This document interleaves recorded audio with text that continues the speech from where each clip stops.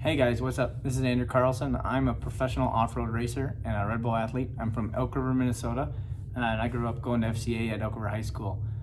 Zach reached out to me today, kind of wanted me to talk to you guys about failure and the topic, and how I've dealt with it through my racing career. In racing especially, there can only be one winner, and a lot of the time that means that you can't win every time, which we all know.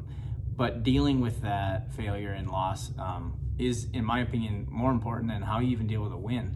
I think it's easier to win. Obviously, that's what we're all gunning for, but at the same time, you don't have to go through the process of being hard on yourself and what did I do wrong and why did I not get the result I was looking for. And I think a lot of people resort to blaming, and and especially if it's something that you can't control, a lot of people like to pin that on it. And I think you can focus on a lot of different things in a failure setting, but the biggest ones that I always try to focus on are things that I can control. If it's something that is totally out of my control, I can't do anything about it, I just try not to give it my energy and put focus on it. And because when you're doing that, you're not focusing on getting better. And I think in a failure situation, that is the positive side. Is it's easier to look at what you didn't do right and what you can do right to better yourself. And that's something that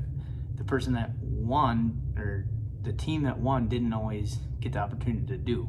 They can still do it, but it isn't as obvious. And I think if you can learn more every time you lose, you'll end up losing less.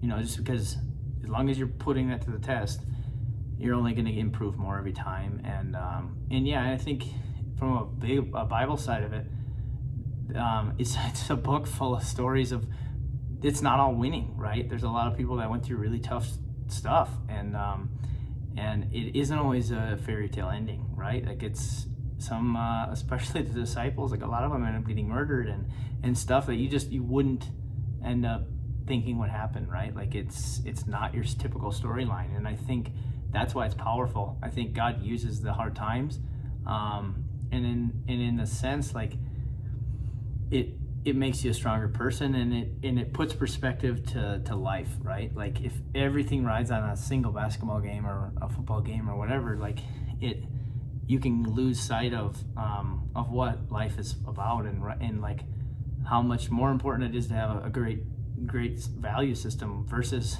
that you won every game, or that you were the first person across the finish line every time. And it's hard, right? Like, especially when you're in an age where you're at a peak part of your sports career, or, you're in a lot of different sports, and it seems like that's everything, right?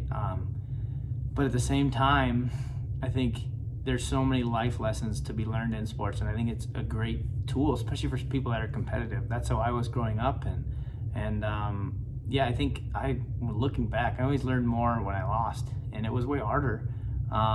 But now, if I had won every one of those games, there would have been things I didn't get to experience. And I would just challenge you guys to focus on what you can control, and always have a positive attitude, looking at it in a sense that, hey, I can lose and still have momentum, right? Like I'm learning every time, and carry yourself in a respectful way. I think, respecting your opponent, especially nowadays on social media, it can get so ugly so quick, and people can say anything very easily to other people, and it's very visible, and I don't think it's healthy. Obviously we've all been in situations where, hurtful things have been said, and I think not stooping to that level, and it's something you can't focus on, you gotta block it out. And even if you gotta unfollow some people or whatever, like I think not focusing on that energy, not letting it get to you, because it's pretty easy to let it get to you, right?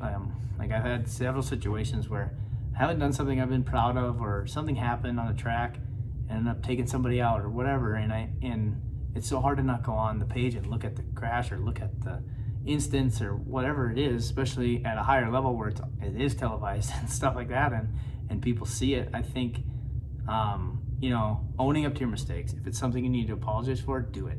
It might be sketchy, like you might have a harder feeling before you do it, but 100% of the time it always feels better afterwards. and to know that you owned up to your mistake and that you took accountability for it, I think that's a much better life lesson than it is to wrong somebody or be wronged and then go on social media and blast people and stuff like that. It doesn't do any good. People know where your heart's at when you apologize, and I think you're more transparent. So I would just encourage you guys, focus on what you can control. Watch how you carry yourself, especially on social media. People are always watching, and know that if you do fail, like, use it as a learning experience, because I think that's why God puts us through some tough times sometimes. I think we learn more. So thanks, guys. Appreciate your time, and have a good one. Bye.